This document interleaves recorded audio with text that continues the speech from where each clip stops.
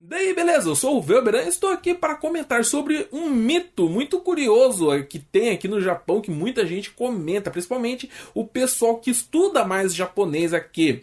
É verdade que nem japonês sabe ler kanji direito? É uma coisa que pode ficar esquisito pro pessoal aí do Brasil, né? Porque imagina, né? Não, japonês estuda e sabe ler tudo quanto é kanji, mas será que é bem assim? Até mesmo a gente vai começar a falar um pouco sobre esses mitos que tem sobre o Japão. Se vocês tiverem algum mito, conhecer algum mito, quiser saber um pouco mais sobre ele, comente para nós, já que se a gente souber falar sobre ele, se a gente conhecer, né?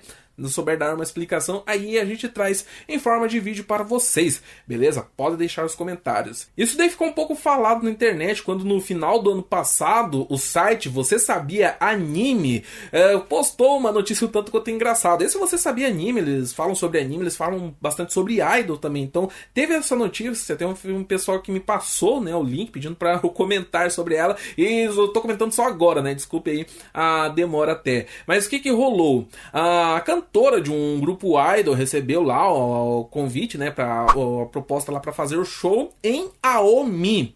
E chegou na hora, ela pegou um trem para Ome. E, tipo, a diferença de distância de uma estação para outra era de 55 quilômetros. Era longe pra caramba. Tipo, ela foi parar lá na casa do Carvalho mesmo, né? E daí ela se desculpou, tal, né? Ela se atrasou pro show, perdeu as primeiras músicas lá, mas depois ela conseguiu chegar, né?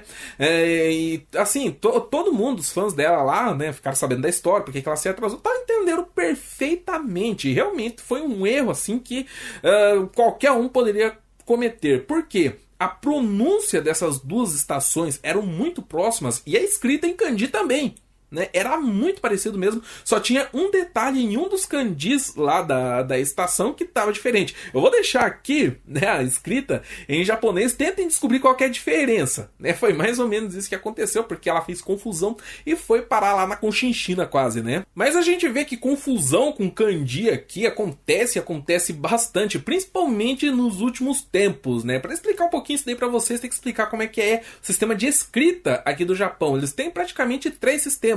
O primeiro é o hiragana, que é um tipo de escrita simplificada do japonês, né? Esse daí tem 46 caracteres e é o que as criançadas aprendem, tipo assim, no primeiro ano da escola, né? Seria um equivalente ao nosso abecedário. Aí vai ter o katakana, que é quase a mesma coisa que o hiragana, só que esse daí, ele é usado mais para palavras estrangeiras. E aí vão ter os kanjis. Esses aí, sim, tem trocentos, milhares de kanjis que eles são, na verdade, ideogramas. Cada letrinha daquela lá, cada monte de rabisco daquele, ele está representando uma ideia, uma palavra, um sentimento, um objeto e coisas do tipo. E muitas vezes, para você formar uma palavra, você tem que juntar 2, 3, 4 kanjis. Então tem muitas formas de leitura desses kanjis e os significados, né? Eles separam aqui que você conhece o significado do kanji e você conhece a leitura deles. São 2 trabalhos que você tem com cada um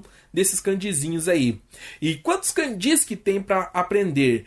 Quando aqui é separado pelos anos de escola. Até o final do Shogaku, que seria o 6º ano, as crianças aprendem lá 1006 kanjis. E esses 1006 kanjis, se você não sabe nem isso, no Japão, dá pra você ser considerado analfabeto.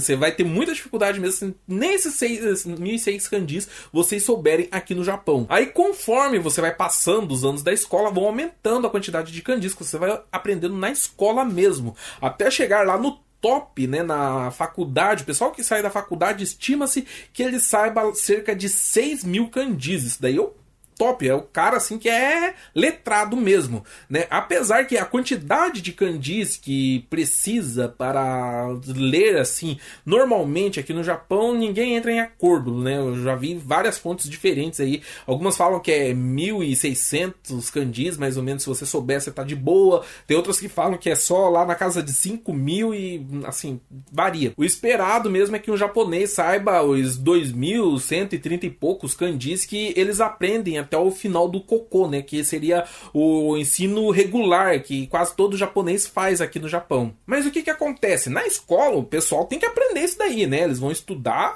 vão ter que enfiar aquilo lá na cabeça de um jeito ou de outro, senão eles estão lascados lá nos ensinos. Só que depois eles saem da escola e se eles não usam isso daí, eles vão esquecendo. É a mesma coisa a gente com qualquer coisa que a gente aprende na escola, na verdade. Eu ia falar com português, né? Mas é com quase qualquer coisa. Regras gramaticais lá, tem 10 formas de palavra no português mesmo. E eu só lembro de 3, né? Se for para verbo, substantivo, adjetivo... eu lembro disso. Aprendi tudo na escola, já esqueci. Então, aqui no Japão é mais ou menos o mesmo esquema, né? Tem o pessoal que não usa, isso daí aos poucos vai esquecendo. E uma coisa que agravou bastante esse quadro nos últimos anos foi o uso de celular e computador para escrever. Porque antes o pessoal ia escrever o kanji, eles têm uma ordem certa para escrever, tem que escrever certinho e tudo mais, né? Só que quando você vai colocar no celular, você não vai escrever o kanji daquele jeito. Você vai escrever em hiragana, que é a escrita mais fácil, e ele vai jogar o kanjizinho lá já pra você. Facilita bastante. Então o que acontece? Aos poucos o pessoal vai errando a escrita quando precisa escrever na mão, né? E só sabe escrever lá com os hiraganas, no celular ou no computador. Coisa parecida com o que a gente vê no Brasil também, né? Porque o pessoal tá acostumado a só lá dedar no PC, a gente tá vendo cada atrocidade, o pessoal escrevendo, que brincadeira, né? Mas então, um fenômeno parecido com isso daí rola no Japão também. E o pessoal que não lê muito acaba esquecendo um kanji ou outro aí, né? Por exemplo, numa fábrica que eu trabalhei, toda semana eles reuniam os funcionários lá e eles precisavam ler uma parte do manual da fábrica. Para os brasileiros tinha uma tradução em português, né? Eu lia em português mesmo, só que para os japoneses estava tudo nos kanji doido lá, né? Era um manual bem complicado, com uma escrita bem zoada. E tinha um carinha, né? De todos os funcionários lá, tinha um carinha que tinha dificuldade para ler. Uma ou outra palavra ele tropeçava. Se bem que, né, o pessoal que trabalha em fábrica aqui no Japão, normalmente o pessoal que não vai muito bem na escola, né? Então não sei qual que é a desse cara, mas esse daí, né, ele ia ler, ele se engasgava no kanji lá e sempre ficava, né, quando era a vez dele ler, sempre ficavam alguns japoneses atrás dele lá para ajudar nas palavras que ele se enroscava. Mas o caso engraçado que eu tenho mesmo é sobre isso daqui, né, sobre o programa que eu usava no DS que para me comunicar com os japoneses na época que eu tava aprendendo os básicos lá, que é esse aqui, que é o Kanji Sonoman Marakubiki. O que é? Ele é um programa, né, pro DS. Na época eu não tinha smartphone, gente, nem tinha smartphone ainda, né? Eu sei que já tem coisa melhor no smartphone, mas na época era o que eu tinha.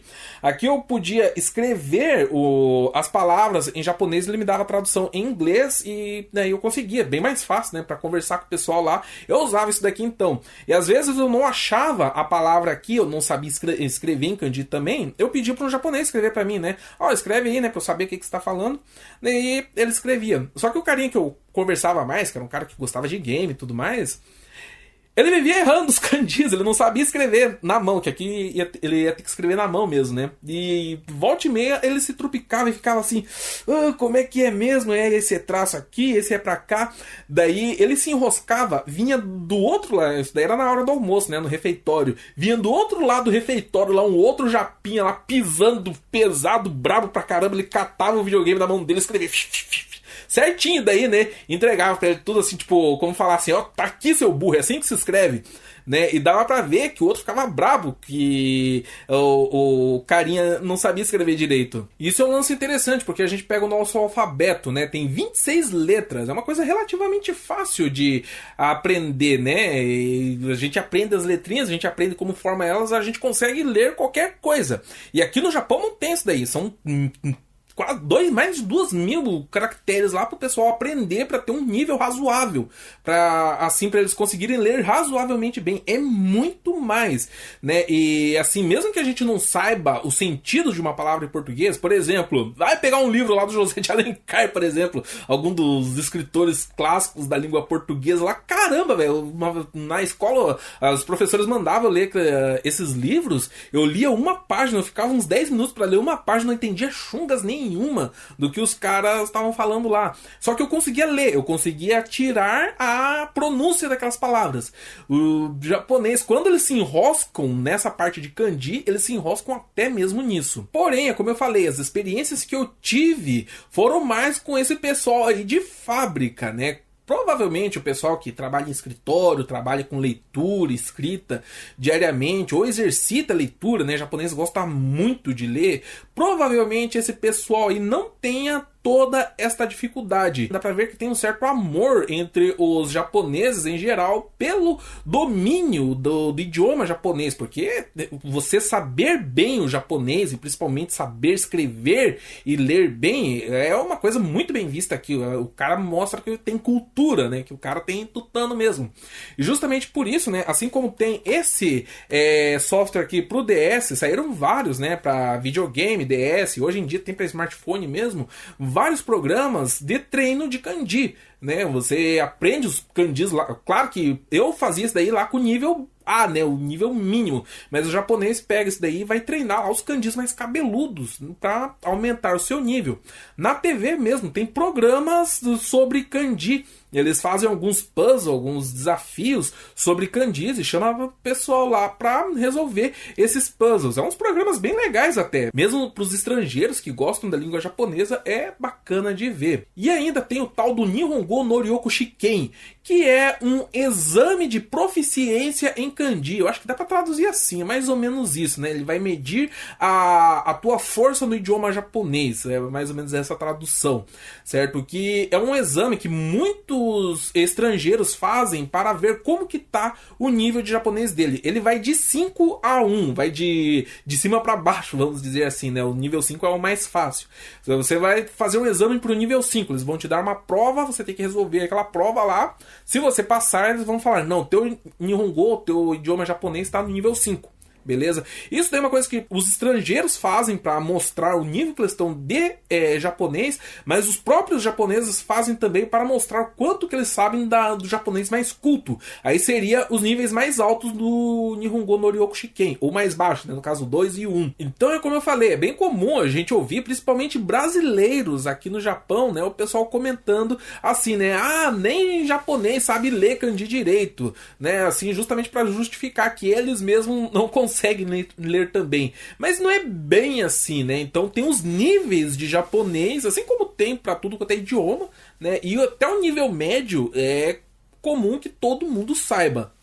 Agora, quando vai entrando nos kanjis mais incomuns, mais cultos, aí o bicho realmente começa a pegar, mas é muito justificável. E outra curiosidade que tem na língua japonesa são os dialetos. Quem curte anime já deve ter ouvido falar do tal do dialeto de Osaka, ou Osaka, né, como falam no Brasil. Que nos animes eles comentam assim, geralmente quando o pessoal tá falando meio diferente e às vezes os caras não entendem, né? Então, aqui no Japão tem esse lance de dialeto. Os que pegam mais, que a gente mais ouve falar, são os dialetos de Osaka mesmo, né?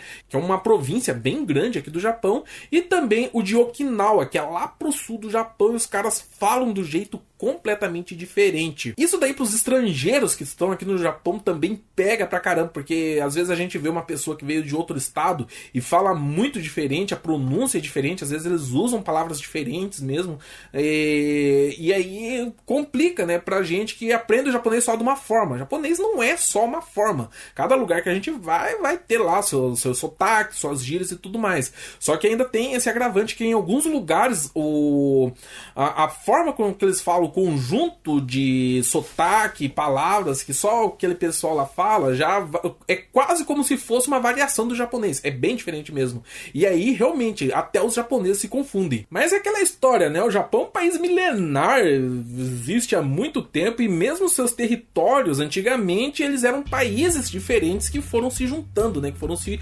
unificando. E por isso que tem aí tantas diferenças na linguagem até hoje. Agora, eu fico pensando como que os chineses fazem para aprender a decorar aquela carambada de kanji. Que os kanjis que tem no Japão são os mesmos que tem na China, só que na China tem o dobro, triplo, quádruplo de kanjis, né? Então, sei lá, os chineses realmente, eu acho que eles não são desse planeta não, os caras são muito zoados mesmo, os caras são muito bons. É muito kanji pra aprender, sério. E se vocês por acaso souberem aí como que é as coisas na China, né? Eu sei que alguns inscritos nossos aí manjam um pouquinho de chinês. Fale para a gente se eles têm essa dificuldade também para aprender o idioma chinês, assim como alguns japoneses têm por aqui. E agora fico no aguardo dos comentários de vocês. Deixe um comentário aí para nós, clique no gostei, compartilhe o vídeo com seus amigos. E se esta é a primeira vez que está por aqui, inscreva-se para acompanhar os lançamentos. Eu vou ficando por aqui. Nos vemos no próximo vídeo. Falou!